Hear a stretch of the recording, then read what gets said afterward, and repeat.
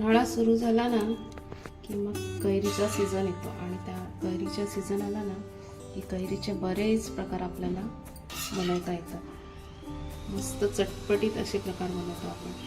त्यासोबतच त्याच्यामध्ये आपण आज मेथांबा बनवणार आहोत। चटपटीत असा एकदम 10 मिनिटाच्या आत हा मेथांबा तयार होतो।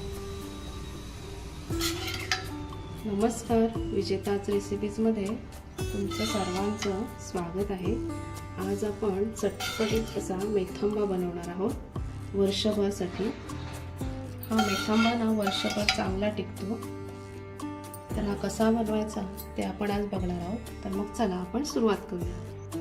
तर मी इथे 2 कैऱ्या घेतलेल्या आहेत आणि आपल्याला कैरी घेताना ना अशी नरमवाली नाही घ्यायची, एकदम कडक मध्ये असते ना तीच घ्यायची। या कैऱ्या मी आजच आणलेल्या आहेत आणि कैरीची ना लस लागू शकते, त्याच्यामुळे ना आपल्याला एक 10 मिनिट पाण्यामध्ये ठेवायची आहे, कारण त्याची लस आपल्या तोंडात जाऊ शकते। तर मी आता ही स्वच्छ धुवून पण घेतलेली आहे, पण 10 मिनिट पाण्यात ठेवल्यानंतर ती धुवून स्वच्छ पुसून वगैरे घेतलेली आहे, कारण आपल्याला पाण्याचा थेंब याला मेथांब्याला लागता कामा नाही म्हणून। तर आता आपण या कट करून घेणार आहोत। तर हे इथून ना थोडा जास्तीचा भाग कट करायचा, म्हणजे लस असते ना ती बाहेर निघून जाते। आता आपण याची सालं काढून घेणार आहोत। आपल्याला वर्षभर टिकण्यासाठी आपण मेथांबा बनवतोय, तर त्यासाठी ना थोडा कडकवालीच कैरी घ्यायची आपल्याला, अशी नरम वगैरे नाही घ्यायची।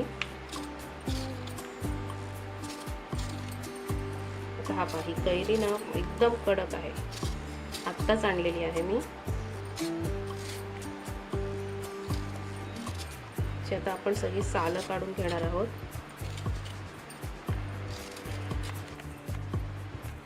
आपल्याला हा मेथांबा ना वर्षभर आपण याची चव घेऊ शकतो आणि हा चांगला टिकतो वर्षभर।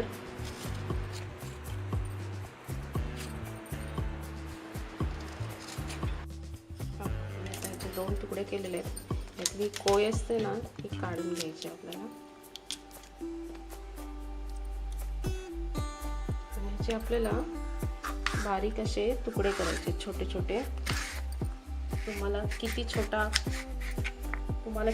छोटे तुकडे हवेत त्याप्रमाणे तुम्ही करू शकता।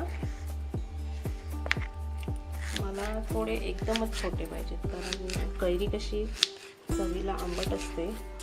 तर माझे छोटे छोटे तुकडे केलेत ना ते खायला खूप छान वाटते, त्याच्यामुळे मी असे छोटे तुकडे केलेले आहेत। तुम्हाला यापेक्षा मोठे करायचे असतील तर तुम्ही करू शकता मोठे। असेच आता आपण सर्व छोटे छोटे तुकडे करून घेणार आहोत।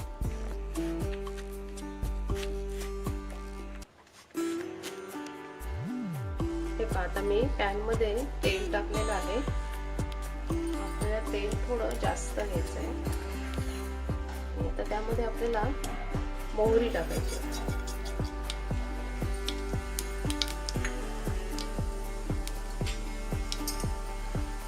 मोहरीमध्ये तडतडू द्यायचे।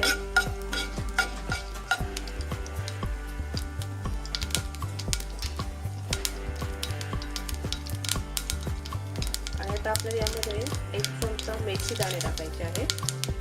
मेथी दाणे पण आपल्याला थोडे जास्त टाकायचे आहेत। आणि 1 छोटी मिरची घेतलेली आहे लाल खोबरेली। हे चांगलं आपल्याला परतवून घ्यायचं आहे। आणि आता आपल्याला त्यासोबत हिंग टाकायचं आहे। मी 1/2 चमचा हिंग घेतलेला आहे। मेथी आणि हिंगाचा वास खूप छान येते। आता आपल्याला यामध्ये कैरी टाकायची आहे आपण कापलेली।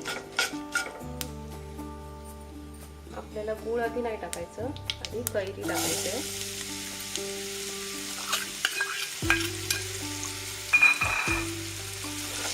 ही चांगली आपल्याला याच्यामध्ये फ्राय करून घ्यायची आहे। 1-3-4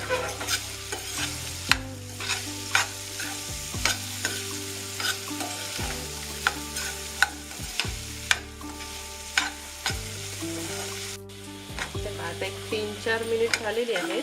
आपली कैरी ना साधारण अशी नरम झालेली आहे. आता आपल्याला यामध्ये गूळ टाकायचा आहे. मी एवढीच वाटी कैरी टाकलेली आणि आता तेवढंच गूळ टाकते. तुम्ही गूळ कमी जास्त करू शकता.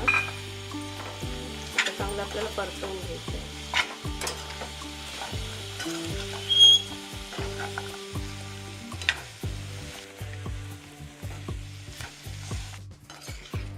आता आपलं गूळ वितळत आलेलं आहे. आता आपल्याला यामध्ये थोडंसं मीठ टाकायचं आहे. मी इथे सेंधव मीठ टाकते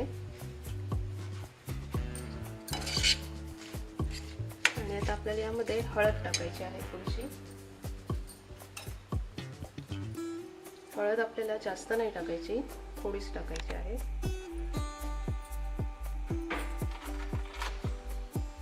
आणि इथे 1 चमचा मी मिरची पावडर टाकते, ती टाकायची आहे आपल्याला. मी मिरची पावडर आधी नाही टाकली कारण मग त्याचा कलर ना असा पूर्ण काळपट होतो, त्याच्यामुळे मी शेवटी टाकले मिरची पावडर.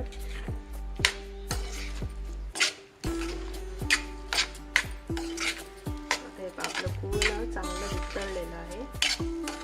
आपल्याला आता हे दाटसर होण्यासाठी आणखी 2-3 मिनिट चांगलं परतवायचं आहे. कलर बघा किती मस्त आलेला आहे. आपण मिरची पावडर ना नंतरच टाकायची, म्हणजे कलर खूप छान येतो.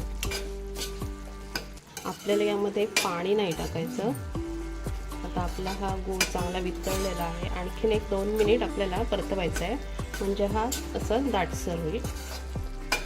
या मेथंबीला ना अजिबात वेळ नाही लागेल. एकदम 10 मिनिटाच्या आत आपला मेथंबा तयार होतो, एकदम चटपटीत असा.